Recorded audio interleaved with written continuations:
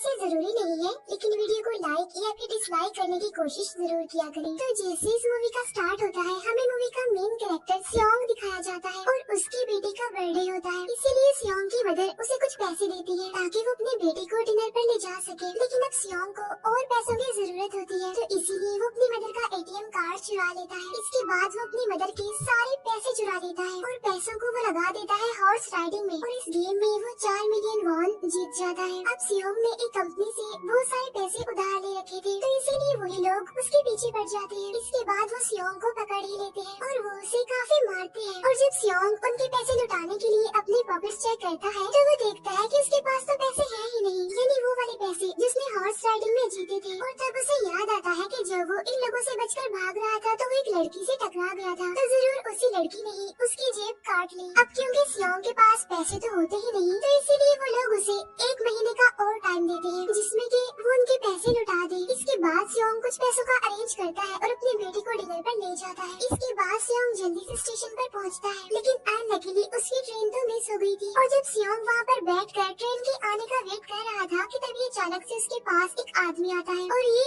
Unknown person था, यानी सियोंग उसके बारे में कुछ नहीं जानता था। फिर वो अननोन पर्सन सियोंग को कहता है कि मैं तुम्हारे साथ एक गेम खेलना चाहता हूँ। वो सियोंग को कहता है कि अगर तुम इस गेम में जीत गए तो मैं तुम्हें 1 लाख वॉन दूंगा। तब इतने सारे पैसों का सुनकर सियोंग के गेम खेलने के लिए एग्री हो जाता है। इसके बाद सियोंग काफी मार खाने के बाद ये गेम जीत जाता है, यानी वो 1 लाख वॉन हासिल कर लेता है। इसके बाद वो अननोन पर्सन सियोंग को एक कार्ड देता है, ये कहते हुए कि अगर तुम और पैसे जीतना चाहते हो तो इस कार्ड पर जो नंबर लिखा हुआ है उस पर कांटेक्ट करना। इसके बाद सियोंग जब अपने घर जाता है, तो उसकी मदर उसे कहती है कि तुम्हारी बेटी अगले साल अपने स्टेप फादर के साथ US में शिफ्ट हो रही है। यहाँ पर हमें ये पता चलता है कि सियोंग की डिवोर्स हो गई है और उसकी वाइफ ने दूसरी शादी भी कर ली है। लेकिन सियोंग कभी भी ये नहीं चाहता था कि उसकी बेटी उससे दूर जाए, लेकिन उसे बहुत सारे पैसे चाहिए होते हैं अपनी बेटी की कस्टडी वापस लेने के लिए, तो इसीलिए सियोंग उस कार्ड वाले नंबर पर कॉल करता है। इसके बाद सियोंग को एक गाड़ी में लाया जाता है जहाँ पर और भी लोग थे, लेकिन फिर उन सारे लोगों को बेहोश कर दिया जाता है। और जब उन सब लोगों की आँख खुलती है, तो वो खुद को एक फैसिलिटी में पाते हैं जहाँ टोटल 456 लोग थे, और वो वहाँ पर एज अ प्लेयर थे, क्योंकि उन सबको एक यूनिफॉर्म भी पहनाया हुआ था। इस फैसिलिटी का होस्ट यानी लीडर एक आदमी था जो कि फ्रंट मैन था वहाँ पर, और वो सब पर नजर रख रहा था। अब यहाँ पर एक कॉमन चीज थी कि जितने भी लोगों को वहाँ पर लाया गया था, उन सब ने कर्जे लिए हुए थे बहुत ज्यादा। सियोंग वहाँ पर प्लेयर नंबर 1 से मिलता है, जो कि एक बूढ़ा आदमी था। उस बूढ़े आदमी को ब्रेन ट्यूमर था, यही वजह थी कि वो यहाँ पर आया था, क्योंकि उसकी लाइफ तो वैसे भी खत्म ही होने वाली थी। इसके बाद वहाँ पर 2 प्लेयर्स, जिनमें लड़की का नाम सैब्यूक और लड़के का नाम जेंग होता है, उनके बीच फाइट होती है। अब यहाँ पर सैब्यूक वही लड़की थी जो सियोंग के पैसे लेकर भाग गई थी, यानी उसी ने उसकी जेब काटी थी। सियोंग तो उसे देखते ही पहचान लेता है, इसीलिए वो अपने पैसे मांगने के लिए उसके पास जाता है। तभी वहाँ पर कुछ गार्ड्स आ जाते हैं जिन्होंने पिंक कलर का यूनिफॉर्म पहना था और उनके फेस अच्छी तरह से कवर्ड थे। गार्ड्स उन सभी प्लेयर्स को बताते हैं कि तुम्हें यहाँ पर टोटल 6 गेम्स खेलनी होगी, और जो इस गेम का विनर होगा उसे बहुत सारे पैसे मिलेंगे।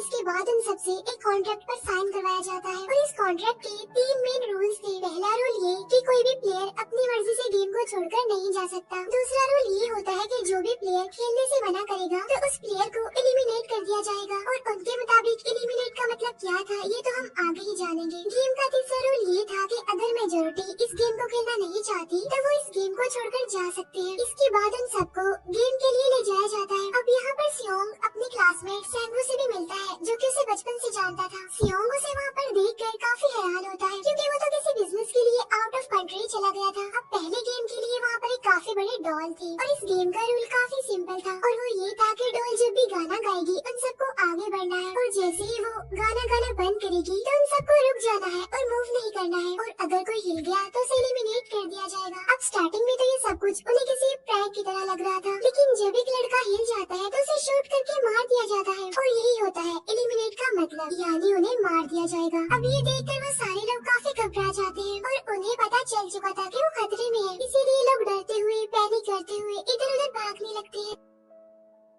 लेकिन अब क्योंकि गेम का रूल था, इसीलिए जो भी हिलता है उसे मार दिया जाता है, और जितने भी सर्वाइवर होते हैं वो किसी न किसी तरह इस गेम को कंप्लीट कर ही लेते हैं। लेकिन जो लोग मर जाते हैं उनकी डेड बॉडीज को वहाँ से ले जाया जाता है, और अब 456 प्लेयर्स में से सिर्फ 255 ही रह गए थे। अब क्योंकि वो सारे प्लेयर्स इतना ज्यादा डर जाते हैं कि अब कोई भी गेम खेलना नहीं चाहता था। लेकिन जैसा कि रूल नंबर 3 था कि अगर मेजोरिटी चाहे तो वो ये गेम स्किप कर सकती है, तो इसीलिए उनका लीडर यानी वोटिंग करवाता है, लेकिन इससे पहले उन्हें प्राइज मनी दिखाई जाती है, यानी जो विनर को मिलेगी। लेकिन इन केस अगर कोई गेम को छोड़कर चला जाएगा तो ये सारे पैसे मरे हुए प्लेयर्स की फैमिलीज को मिल जाएंगे और ये prize money total 45 billion won होती है। इसके बाद वोटिंग करवाई जाती है, जिसमें मेजोरिटी इस गेम को खेलना नहीं चाहती थी, तो इसीलिए गेम को यहीं पर स्टॉप कर दिया जाता है। लेकिन अगर कभी फ्यूचर में वो लोग चाहे तो इस गेम को रीज्वाइन कर सकते हैं। इसके बाद सभी लोगों को उनके घरों पर छोड़ दिया जाता है। नेक्स्ट डे सियोंग पुलिस स्टेशन जाता है और वहाँ पर वो पुलिस को सारी बात बता देता है, लेकिन उन लोगों को सियोंग की बातों पर यकीन नहीं होता और उल्टा वो लोग उसे पागल समझने लग जाते हैं। इसके बाद सियोंग उन्हें वही वाला कार्ड दिखाता है, लेकिन हैरान कर देने वाली बात तो ये है कि उस पर जो नंबर था वो रॉन्ग था। इसके बाद सियोंग जब घर जाता है तो उसकी मदर वहाँ पर नहीं होती। उधर सियोंग का क्लासमेट सेंगू अपनी मदर को छुपकर देख रहा होता है और तभी वहाँ पर सियोंग भी आ जाता है। यहाँ पर सेंगू अपसेट होते हुए सियोंग को बताता है कि मेरे ऊपर 6 बिलियन का कर्ज है। वो बताता है कि मैंने क्लाइंट्स के पैसे लेकर स्टॉक मार्जिन में लगा दिए थे, लेकिन अनलकीली वो सारे पैसे डूब गए। और तभी सियोंग के पास हॉस्पिटल से कॉल आती है। सियोंग की मदर का पाँव काफी इंजर्ड था, लेकिन डायबिटीज का ट्रीटमेंट न होने की वजह से उनकी चोट और ज्यादा बढ़ गई। तब डॉक्टर सियोंग को बताते हैं कि तुम्हारी मदर का ट्रीटमेंट हो सकता है, लेकिन इसके लिए हमें इनका पाँव काटना होगा। लेकिन इस ऑपरेशन में बहुत सारे पैसे लगने वाले थे, लेकिन जाहिर सी बात है सियोंग के पास इतने पैसे तो होते नहीं। इवन उसने तो अपनी मदर के इंश्योरेंस के पैसे भी उड़ा दिए थे। तब इसीलिए सियोंग पैसे मांगने के लिए अपनी वाइफ के पास जाता है, लेकिन उसकी वाइफ उसे पैसे देने से इनकार कर देती है। फिर उसकी वाइफ अपने हस्बैंड को बताती है कि सियोंग आया था पैसे मांगने के लिए और तभी उसका हस्बैंड सियोंग को पैसे देने आता है। साथ साथ उसे ये भी कहता है कि मेरी फैमिली से दूर रहो, लेकिन सियोंग उसे मारने लगता है और तभी उसकी बेटी भी वहाँ पर आ जाती है। इसके बाद सियोंग का एक फ्रेंड अपने बॉस के पास पैसे मांगने जाता है, लेकिन उसका बॉस उसे पैसे देने से मना कर देता है, तो इसीलिए उन दोनों के बीच फाइट होने लगती है। इस फाइट के दौरान उसके बॉस का हाथ मशीन में आ जाता है। तब मौके का फायदा उठाकर सियोंग का फ्रेंड पैसे लेकर वहाँ से भाग जाता है। फिर इसके बाद सियोंग का फ्रेंड अपने घर आकर अपनी वाइफ को कहता है कि पहली फ्लाइट लो और जाओ यहाँ से। इसके बाद सईब्यूक एक एजेंट से मिलती है, क्योंकि उसने अपनी मदर को नॉर्थ एरिया से साउथ एरिया में लाना था। सईब्यूक वही लड़की जिसने सियोंग की जेब काटी थी, लेकिन यहाँ अपनी मदर को लाने के लिए सईब्यूक को बहुत सारे पैसों की जरूरत थी। अब सईब्यूक का एक छोटा भाई भी होता है, जिससे उसने प्रॉमिस किया होता है कि मैं मदर को जरूर ले आऊंगी। इसके बाद हमें एक ऑफिसर दिखाया जाता है और इस ऑफिसर का भाई कुछ टाइम से मिसिंग था, इसीलिए वो ऑफिसर अपने भाई के घर जाता है, जहाँ उसे पता चलता है कि उसका भाई तो पिछले कुछ दिनों से अपने घर पर भी नहीं आया। और जब वो ऑफिसर घर को चेक कर रहा होता है तो उसे एक कार्ड मिलता है वहाँ पर, और इस ऑफिसर ने सेम ऐसा ही कार्ड पुलिस स्टेशन में सियोंग के पास भी देखा था, तो इसीलिए वो ऑफिसर सियोंग के पास जाकर उसे इस बारे में पूछता है, लेकिन सियोंग उसे कुछ नहीं बताता। इसके बाद सियोंग जब अपने घर जाता है तो उसे वो कार्ड दोबारा मिल जाता है वहाँ पर। अब सियोंग डिसाइड करता है कि वो दोबारा से उस गेम को ज्वाइन करेगा, इसीलिए सभी प्लेयर्स को एक शिप के पास ले जाया जाता है। इधर ही वो ऑफिसर भी गाड़ियों का पीछा करते हुए उस शिप तक आ जाता है। वो एक गार्ड को मारकर उसे पानी में फेंक देता है। इसके बाद उन सभी प्लेयर्स को एक आइलैंड पर मौजूद फैसिलिटी में लाया जाता है। अब यहाँ पर उन्हें जरा भी अंदाजा नहीं था कि अगला गेम कौन सा होगा और उसे कैसे खेला जाएगा। इसके बाद वो लोग अपनी अलग अलग टीम्स बना लेते हैं। रात को सईब्यूक और उसकी फीमेल फ्रेंड वॉशरूम जाते हैं। यहाँ पर सईब्यूक गार्ड्स की नजरों से बचते हुए उस फैसिलिटी को एक्सप्लोर करने लगती है। तभी वो देखती है कि गार्ड्स बड़े बड़े बर्तनों में कुछ बना रहे हैं,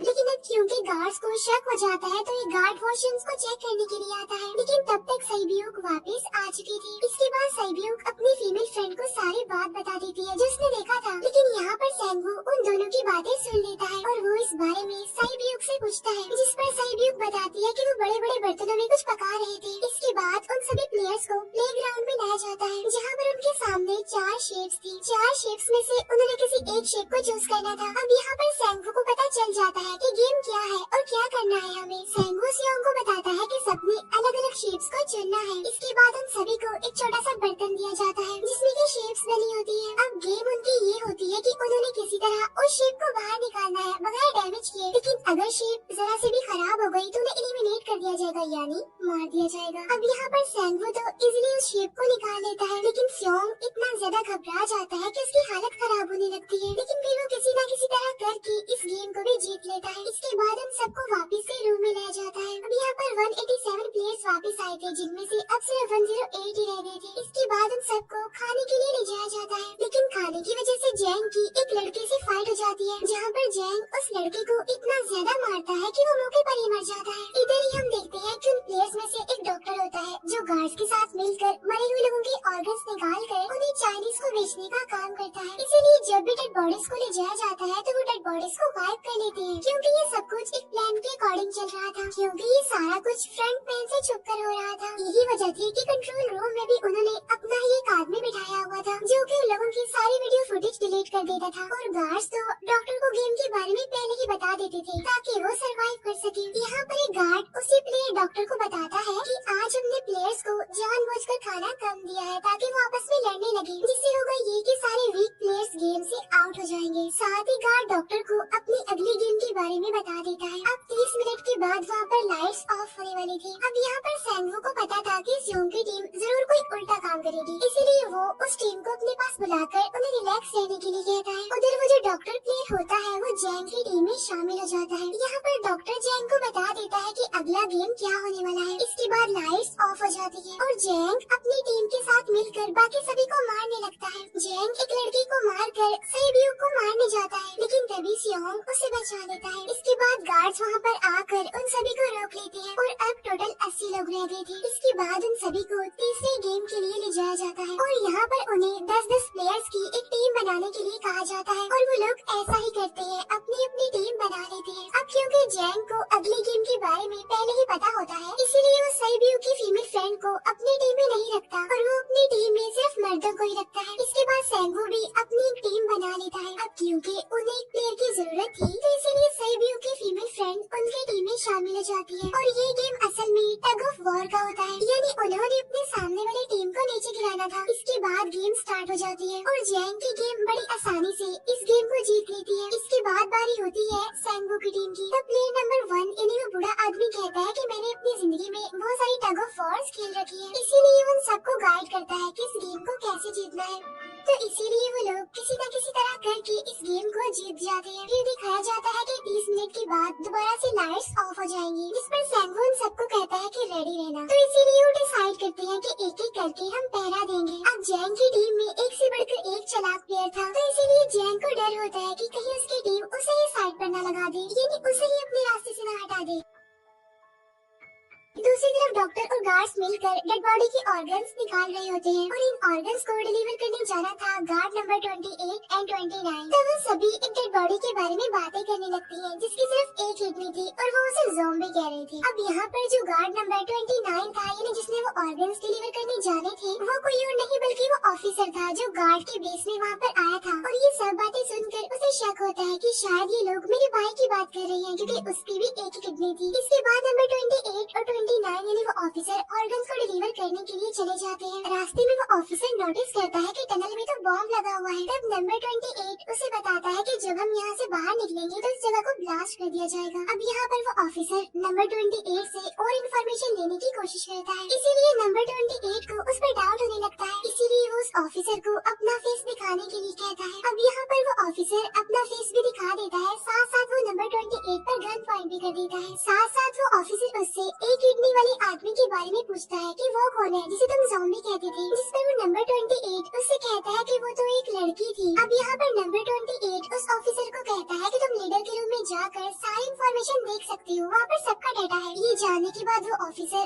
नंबर 28 को मार डालता है। उधर वो डॉक्टर गार्ड से अगले गेम के बारे में पूछता है, लेकिन इस बार गार्ड्स को भी अगले गेम के बारे में पता नहीं होता। तब इसीलिए डॉक्टर को गुस्सा आ जाता है और वो एक गार्ड को पकड़ लेता है और उनकी फाइट होने लगती है। इसी फाइट में डॉक्टर उस गार्ड को मारकर वहाँ से भाग जाता है। इसके बाद एक गार्ड भी उसका पीछा करता है और वो दोनों प्लेग्राउंड में आ जाते हैं। यहाँ पर गार्ड डॉक्टर को अपनी बातों में फंसाकर उसे मारने वाला होता है, लेकिन तभी लीडर इन्हें फ्रंटमैन आकर उसे मार डालता है और बाद में वो डॉक्टर को भी मार डालते हैं। साथ साथ इन्हीं वहीं पर नंबर 28 की डेड बॉडी भी मिल जाती है, जिससे इन्हें ये पता चल जाता है कि फैसिलिटी में कोई घुस गया है। उधर वो ऑफिसर लीडर इन्हें फ्रंटमैन के रूम तक पहुँच जाता है। तो वो चेक करते करते एक ऐसे रूम में जाता है जहाँ पर सबके रिकॉर्ड्स थे, और जब वो ऑफिसर रिकॉर्ड चेक कर रहा होता है तो उसे सभी विनर्स की एक लिस्ट मिलती है, जिसमें उसके भाई का भी नाम था, यानी वो भी कभी विनर था। उधर सभी प्लेयर्स को 4th गेम के लिए ले जाया जाता है, जहाँ पर उन सबको अपना अपना पार्टनर चुनने के लिए कहा जाता है, और वो प्लेयर्स करते भी ऐसा ही है, अपना अपना पार्टनर चुन लेते हैं। सेबियू की फीमेल फ्रेंड भी अपना पार्टनर ढूंढने की कोशिश करती है, लेकिन कोई भी उसका पार्टनर बनने को तैयार ही नहीं था। इसके बाद सभी प्लेयर्स को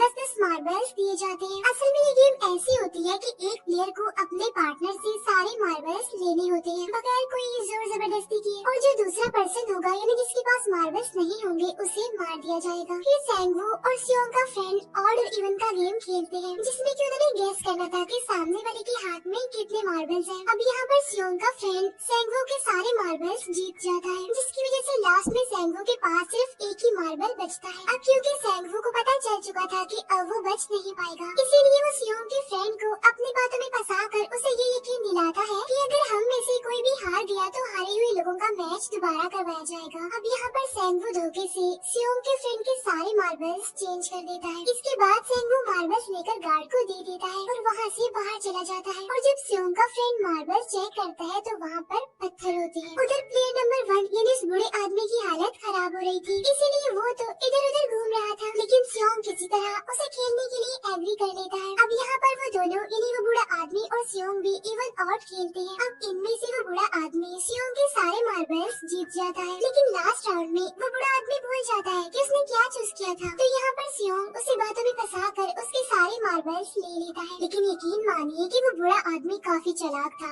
उसने एक मार्बल अपने पास ही रखा हुआ था और वो दोबारा से इधर उधर घूमने लगता है। अब यहाँ पर सियोंग उसे रिक्वेस्ट करता है कि प्लीज मेरे साथ एक और गेम खेलो ना। तब यहाँ पर वो बूढ़ा आदमी कहता है कि मुझे पता है कि तुमने सारे मार्बल्स धोखे से लिए हैं मुझसे। वो कहता है कि मुझे सब पता था, बस मैं पागल बनने की एक्टिंग कर रहा था।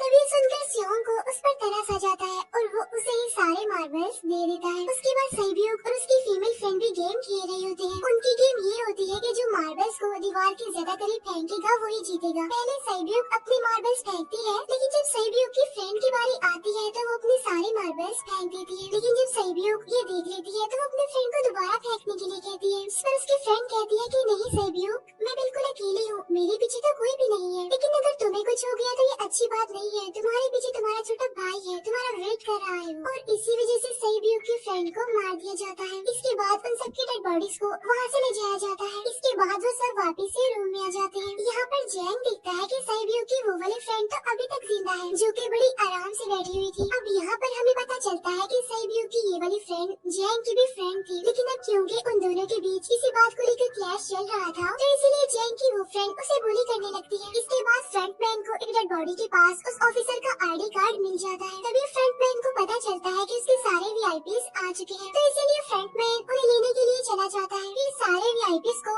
उनके रूम में लाया जाता है। इसके बाद फ्रंटमैन वीआईपीज के आने के बारे में एक और आदमी को जाकर बताता है और यही आदमी मेन होता है। और ये कौन होता है हम ये आगे जानेंगे। फिर नेक्स्ट डे उन सबको 5वें गेम के लिए लाया जाता है, जहाँ पर 1 से लेकर 16 तक नंबर पड़े होते हैं और वो सभी प्लेयर्स अपना अपना नंबर ले लेते हैं। नंबर का मतलब ये था कि जो नंबर भी एक प्लेयर पर आएगा उसके मुताबिक ही उसकी बारी आएगी। अब यहाँ पर लास्ट में पहला और आखिरी नंबर रह जाता है यानी 1 और 16। तो यहाँ पर सियोंग कंफ्यूज हो जाता है कि उसे कौन सा नंबर चूज करना चाहिए। अगर उसने पहला नंबर लिया तो वो फंसेगा और मरेगा, क्योंकि उसे नहीं पता कि गेम क्या है। और अगर लास्ट नंबर लेगा तो क्या पता उसकी बारी ही ना आए, टाइम कम रह जाए। और तभी वहाँ पर एक आदमी आ जाता है और वो सियोंग को कहता है कि मुझे पहला नंबर चाहिए, क्योंकि मैं अपनी जिंदगी में कभी भी फर्स्ट नंबर पर नहीं आया। फिर इसके बाद उन्हें गेमिंग रूम में लाया जाता है। अब इस गेम का रूल ये होता है कि दिए हुए टाइम में उन्हें ब्रिज की दूसरी साइड पर जाना है। अब इसके बीच में 2 तरह के ग्लास लगे होते हैं, एक तो होता है आम ग्लास और एक होता है टेम्पर्ड ग्लास। आम ग्लास पर पाँव रखते ही वो टूट जाएगा और वो लोग नीचे गिर जाएंगे। इसके बाद गेम स्टार्ट हो जाता है और वो लोग एक एक करके मरने लगते हैं। फिर एक टाइम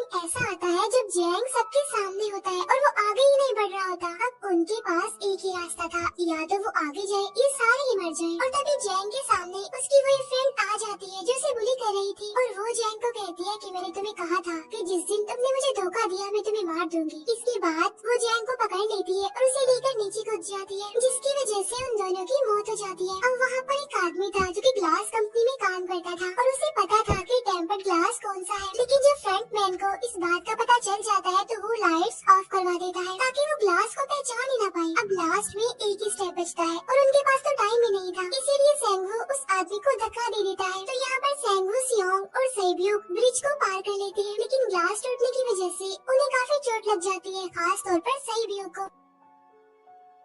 उधर उस ऑफिसर ने एक सर्वेंट को मारकर उसकी जगह खुद ले ली थी। अब एक वीआईपी को उस ऑफिसर पर शक होता है और वो उसे कहता है कि अपना मास्क रिमूव करो, लेकिन वो ऑफिसर कहता है कि ठीक है, लेकिन मैं अंदर जाकर अपना मास्क रिमूव करूंगा। इसके बाद वो ऑफिसर उस वीआईपी को लेकर अंदर चला जाता है। अंदर जाकर वो ऑफिसर उस वीआईपी को बेहोश कर देता है और इस बात का पता फ्रंटमैन को चल जाता है, इसीलिए फ्रंटमैन जाता है और वो उस ऑफिसर को देख लेता है, इसीलिए वो ऑफिसर वहाँ से भागकर आइलैंड पर आ जाता है। फ्रंटमैन भी उसका पीछा करते हुए वहाँ पर आ जाता है। अब यहाँ पर वो ऑफिसर अपने सीनियर्स को कॉल करने की कोशिश करता है, लेकिन कॉल कट हो जाती है। फिर वो ऑफिसर उन्हें सारे सबूत भेजता है, लेकिन वहाँ पर नेटवर्क नहीं था। इसके बाद फ्रंटमैन ऑफिसर को पकड़ लेता है और उसे उनके साथ चलने के लिए कहता है, लेकिन वो ऑफिसर तो उस फ्रंटमैन पर गोली चला देता है। इसके बाद फ्रंटमैन अपना मास्क उतार देता है, तो वो ऑफिसर देखता है कि वहाँ पर कोई और नहीं बल्कि उसका अपना भाई है वो। इसके बाद ऑफिसर का भाई यानी फ्रंटमैन उसे शूट कर देता है और वो जाकर पानी में गिरता है। उधर ग्लास लगने की वजह से सैब्यू काफी इंजर्ड हो गई थी और उसका बहुत सारा खून भी बह रहा होता है। इसके बाद उधर सर्वाइवर्स को